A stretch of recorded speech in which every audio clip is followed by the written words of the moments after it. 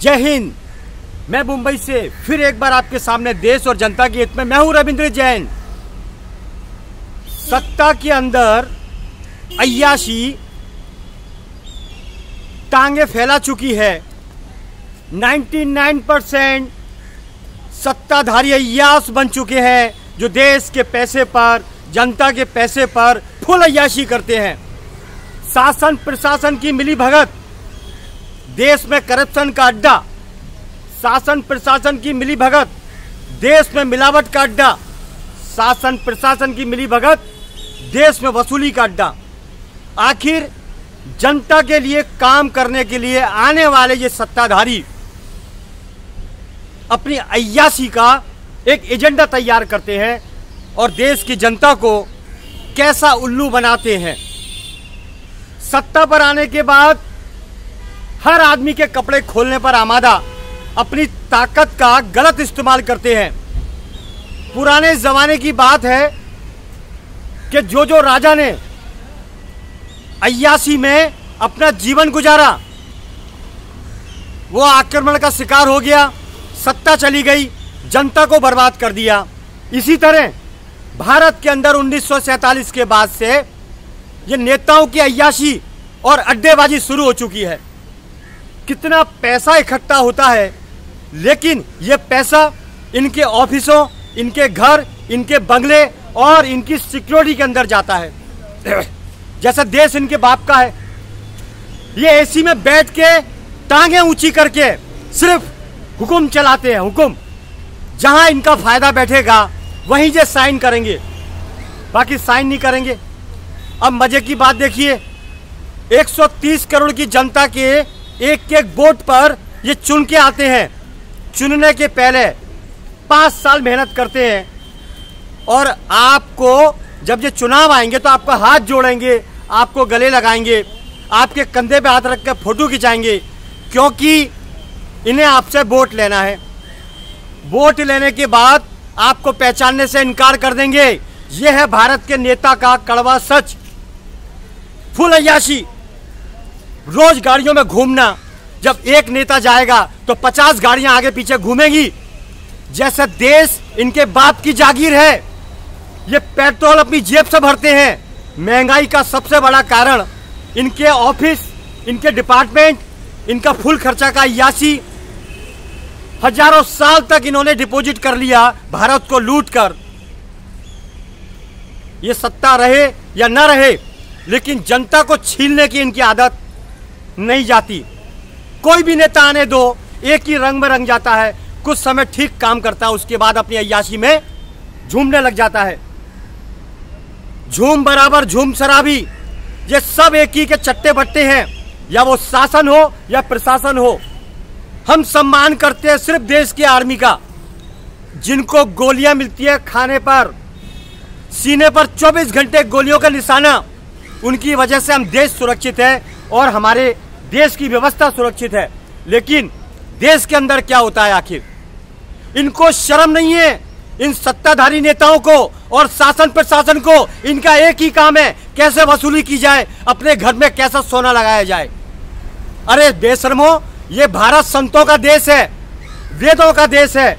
यहाँ पर यजुर्वेद, सामवेद, अर्थवेद, ऐसे ऐसे वेदों का प्रादुर्भाव हुआ है, और फिर भी आप पाप करते हो, जनता का निवाला छीनते हो, जनता को घर में से घुस के खींच के लेके आते हो। ऐसा शर्मनाक कानून में ऐसे ऐसे लोग बैठे हुए हैं, ड्यूटी ऑफिसर, जिनको कलम नहीं मालूम है कलम कैसे लगाई जाती है, क्योंकि वो पैसे दे के ड्यूटी पर बैठे हैं। बड़ा फंडा है पैसे का। सरकारी डिपार्टमेंट में अनपढ़ गंवार, अंगूठा छाप, बस पैसे दे दो आपको पोस्ट मिल जाएगी। ये बड़ा सिस्टम खराब है। किस सिस्टम की बात करते हैं हम लोग? सिस्टम सड़ा हुआ है ऊपर से नीचे तक। जनता को तकलीफ और जनता को सुधारने की आप बात करते हो, पहले तो आप खुद सुधरो। आपका सिस्टम सड़ा हुआ है, आप सिस्टम के नकारा लोग हो। सरकार का पैसा खाते हो, देश का पैसा खाते हो, वसूली करते हो, फिर भी जनता को छीनने का काम करते हो। जनता के हक की बात करने वाले आप लोग झूठे हो, एक नंबर के। जनता को छीनते हो आप लोग। हर डिपार्टमेंट के अंदर बिना वसूली के काम नहीं होता है। आखिर क्या नाटक है भारत के अंदर? वसूली का एजेंडा क्या है?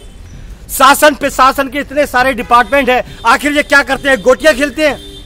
अवैध कारोबार, हमारे हिंदुस्तान को नशेड़ी बनाने में सत्ताधारियों का हाथ। आज हर मंदिर के बाहर नशे की चीजें मिलती हैं, स्कूलों के बाहर नशे के कारोबार। बड़ा शर्म का विषय है। क्या भारत फिर गुलामी की ओर? अरे नेताओं, अय्याशी बंद कर दो। देश गुलाम अगर हो गया तो ये बद्दुआ आपको छोड़ेगी नहीं। मैं इतना ही कहना चाहता हूं। आपकी अय्याशी का मतलब क्या? आप सत्ता पर बैठते क्यों? हम मेहनत करते हैं, दिन रात घूमते हैं, पसीने से अपना पैसा इकट्ठा करते हैं और वो आप लोग खा जाते हो। तो सत्ता की बात क्यों करते हो? बद्दुआ लगेगी, आपकी 7 पीढ़ी बर्बाद हो जाएगी। ये संतों का और शास्त्रों का विवरण है। आपकी ताकत धरी रह जाएगी। ना सिकंदर रहा, ना बाबर रहा, ना कंस रहा, ना रावण रहा। आप कौन हो?